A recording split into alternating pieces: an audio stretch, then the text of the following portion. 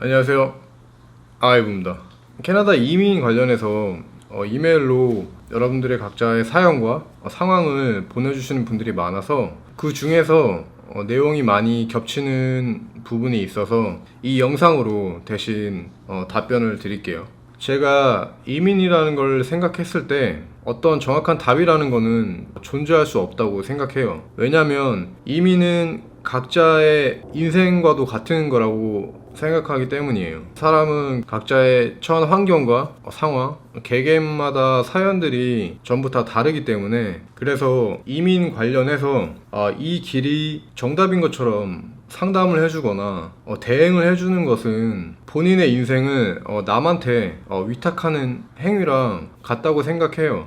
이민 대행에서 잠깐 말씀을 드리자면, 저는 이민을 제가 스스로 진행하면서 단 한 번이라도 두렵고 실수할까봐 대행 업체에 한번 맡겨볼까? 라고 생각한 적이 한 번도 없어요. 하지만 대행 업체가 하는 일을 제가 스스로 진행하면서 생각보다 얼마나 쉽고 얼마나 간단한지는 알고 있어요. CIC 홈페이지에서 진행하고자 하는 주에 영주권 관련 프로그램들과 자격 요건, 제출해야 될 서류들과 항목들이 자세하게 나옵니다. 정말 본인이 간절하다면 해당 홈페이지를 정독하시고 꼼꼼하게 확인 후에 제출하시면 되는 거예요. 굉장히 간단하죠. 한번 믿고 영어 공부한다고 생각하시고 정독이라도 한번 해보시는 걸 추천합니다. 이렇게 말이 쉬운 게 아니고 정말 몇 줄 안 되는 단어들로 쉽게 설명이 가능한 일을 대행업체에서 많은 돈을 받고 여러분의 인생의 방향이 달린 일을 대행해주고 있는 거예요. 그것도 이민이 된다라는 보장을 할 수도 없고 그 누구도 보장을 할 수도 없는 거죠. 실패하거나 실수에 대한 책임도 대행업체가 아닌 여러분에게 돌아가는 게 현실이에요. 어쩌다가 대행업체에 대해서 이야기하게 되었는데요. 그럼 본론에 들어가서 저는 그냥 이민자 선배로서 여러분들에게 상담이나 이 길이 정답이니 이 길로 가라, 그런 뜻으로 말씀을 드리는 게 아니고 제가 겪어온 길, 걸어온 길을 들으시고 이런 사람도 이렇게 영주권을 받았구나 생각하시고 각자 본인들이 가고자 하는 방향에 참고하시면 좋을 것 같아요. 그럼 여러 사연들을 보면은 한국에서 많은 영어 학원 경력들과 캐나다가 아닌 동남아시아나 영어권 나라에서 유학이나 어학 경험이 있으신 분들, 그리고 외국계 회사에 취업하셔서 경험이 있으신 분들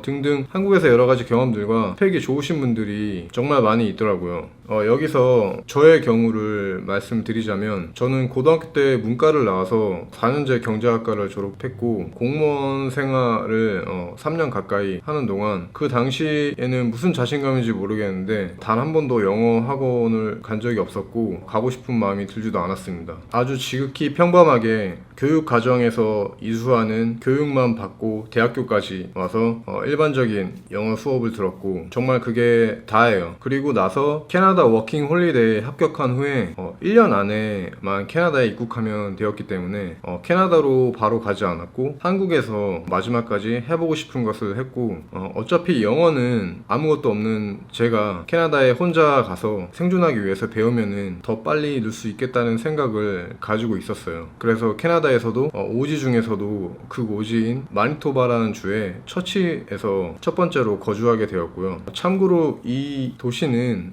닉네임이 캐피탈 오브 폴라베어라고 할 정도로 북극곰이 많이 있는 지역이었고 북극과도 매우 가까운 곳이었어요. 밤 10시가 되면은 사이렌이 울립니다. 이유는 북극곰 때문에 위험하니 외출을 삼가해 달라는 그런 일종의 경고였죠. 그리고 여러 가지 한국에서 경험할 수 없고 볼 수 없었던 것들을 할 수 있었고, 이 도시는 치안이 좋았어요. 왜냐면은 철도랑 항공편밖에 없어서 육로가 없었습니다. 그래서 이 조그만 도시지만 범죄를 저지르고도 스스로 도망갈 방법이 없고 도망간다고 해도 야생에서 생존하기가 어려우니까, 그래서 치안이 좋았던 거죠. 그리고 이 도시에서는 경험할 수 있는 게 퍼스트 네이티브라고 해가지고 캐나다 원주민들도 상당히 많이 거주하고 있었어요. 아무튼 이런 환경에서 생존하기 위해서 일자리랑 생활해야 했기 때문에 정말 열심히 사람들과 대화 나누고 공부하면서 영어가 많이 늘었던 것 같아요.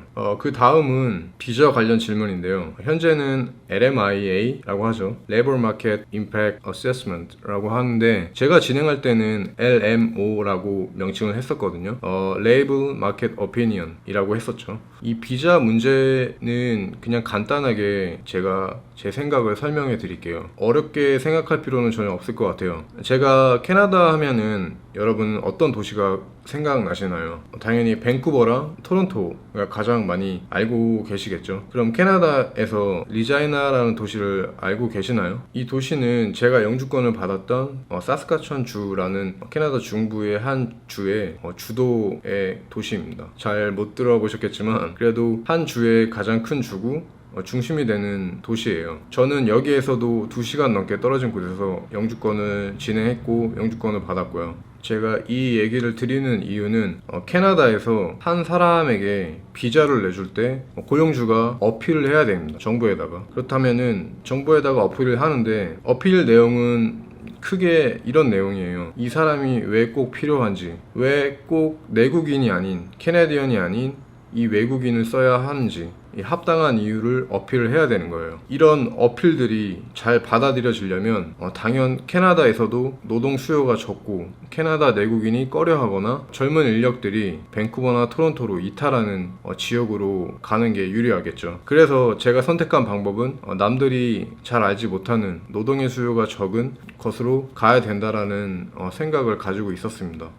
그리고 다음으로 많이 주신 질문들은 여자분들이 많이 주셨는데 새롭게 기술을 배워서 살고 싶은데 용접사의 일은 주로 남자들만 채용하냐고 이렇게 물어봐 주신 분들이 있는데요. 제 얘기를 빗대서 말씀드리면 제 첫 번째 회사에서는 제가 있는 부서에 여자 용접사는 3명이었고 남자 용접사는 4명이었어요. 그리고 저희랑 함께 일하는 용접 로봇 ABB라는 기계가 있는데 이 기계의 테크니션을 하는 분들이 전부 여자였고요. 현재 회사에는 여자 용접사 분들은 없고 팀 리더가 여자였고 이번에 제너럴 매니저, 총괄 매니저도 여자로 바뀌었습니다. 캐나다에서 채용하는 부분에 있어서 인종, 나이, 성별에 차별을 두는 것은 불법입니다. 그래서 이 부분을 참고하시고 전혀 그런 부분에 대해서 걱정을 안 하셨으면 좋겠어요. 그리고 이민을 오시기 전에 답사 차원에서 캐나다에 오시는데 제가 처음 답사 차원으로 캐나다에 온다는 가정을 한다면 해보고 싶은 것과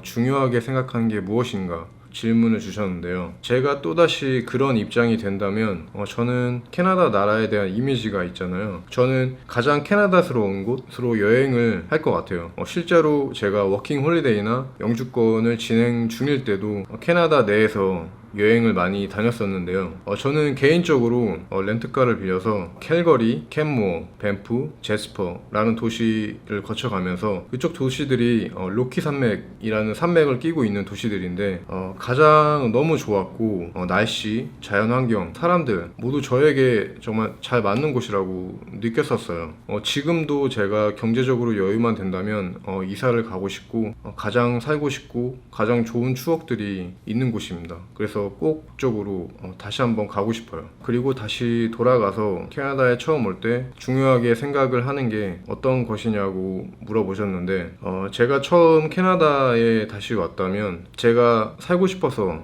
나라를 정했다면 영주권을 스스로 받을 수 있는 가장 빠른 방법을 가장 중요하게 생각하고 알아보는 데 집중할 것 같아요. 다른 사람들은 캐나다에서 학교를 먼저 나와서 취업을 하고 회사에서 스폰을 받아서 비자를 받고 그 다음에 영주권을 진행한다는 분들이 지배적으로 많이 있는데 저는 생각이 많이 달랐어요. 영주권, 즉 신분의 안정이 우선이라고 생각했고 영주권을 먼저 취득하면 그에 대한 심리적 안정이랑 경제적인 측면, 학비랑 여러가지 혜택들이 훨씬 더 유리하게 작용하기 때문에 정책하는데 더 효율적이라고 생각합니다. 이상 여러가지 질문들 중에서 겹치는 부분에 대한 제 경험과 생각을 말씀드렸습니다. 앞서 말씀드렸듯이 이민은 개개인의 선택이고 인생의 한 부분이기 때문에 정답도 없고 컨설팅하는 영역이 저는 아니라고 생각을 해요. 그래서 여러분들이 제 영상을 보이는 오디오북처럼 보시고 참고하셔서 각자 원하는 삶을